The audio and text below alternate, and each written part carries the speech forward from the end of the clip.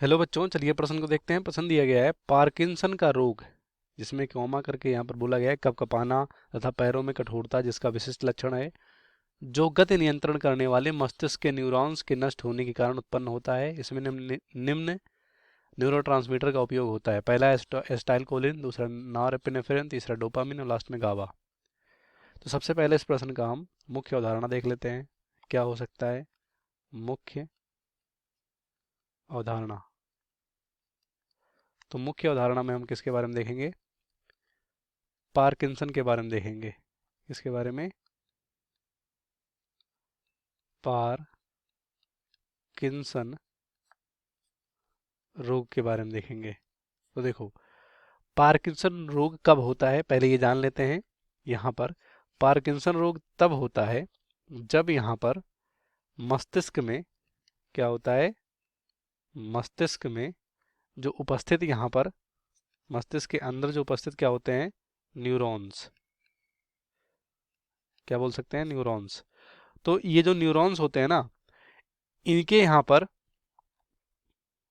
नष्ट होने से, योंग न्यूरॉन, योंग बोल सकते हैं कुछ कोशिकाएं, कुछ कोशिकाएं, मतलब पार्किंसन रोग में यहाँ पर न्यूरॉन्स और कुछ अन्य कोशिकाएं यहाँ पर क्या हो जाती हैं, नष्ट हो जाती हैं। क्या हो जाती हैं? यहाँ पर नष्ट हो जाएंगी। तो जब न्यूरॉन्स या कुछ कोशिकाएं यहाँ पर नष्ट हो जाएंगी, जो कि यहाँ पर क्या करती हैं, डोपामिन का स्राव करती हैं। क्या करती हैं? डोपामिन का स्राव करती हैं। तो जब ये कोशिकाएं नष्ट हो जाएंगी तो डोपामिन का स्राव भी कम हो जाएगा, तो जो इसका स्तर है डोपामिन का वो भी कम हो जाएगा, क्योंकि बनाने वाली कोशिकाएं नष्ट हो जाएंगी। तो यहाँ पर जब इसका स्तर कम होगा तो ये सब लक्षण देखने को मिलते हैं, जैसे कि कपकपाहट हो गया, पैरों में कठोरता, ये सब लक्षण पार्किंसन में देखने को मिलता है। तो यहाँ पर किस न्यूरोट्रांसमीटर का? न्यूरोट्रांसमीटर एक रसायन हो सकता है जो यहाँ पर कह सकते हो सूचना को एक न्यूरॉन से दूसरे न्यूरॉन में ले जाता है, उसे न्यूरोट्रांसमीटर बोलते हैं। तो यहाँ पर क्या होगा, सबसे पहले एस्टाइलकोलिन। तो एस्टाइलकोलिन भी यहाँ पर एक तरह का क्या है, न्यूरोट्रांसमीटर है, जो कि सूचना को एक न्यूरॉन से दूसरे न्यूरॉन में ले जाता है। तो ये गलत होगा। दूसरा है नॉरएपिनेफ्रिन। तो नॉरएपिनेफ्रिन यहाँ पर इसे तनाव हार्मोन बोलते हैं, स्ट्रेस हार्मोन।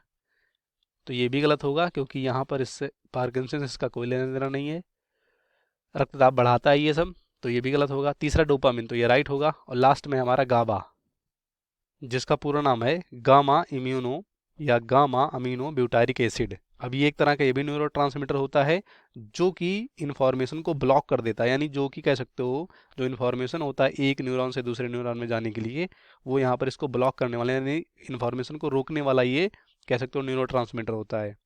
क्योंकि न्यूरोट्रांसमीटर दो तरह के होते हैं, एक तो जो प्रमोट करते हैं और एक जो इनहिबिट करते हैं। तो इनहिबिट ये न्यूरोट्रांसमीटर होता है। तो ये भी गलत होगा। इस प्रश्न का सही विकल्प हमारा होगा सी, बाकी सभी गलत हो जाएंगे। उम्मीद करते हैं आपको प्रश्न समझ में आया होगा। धन्यवाद।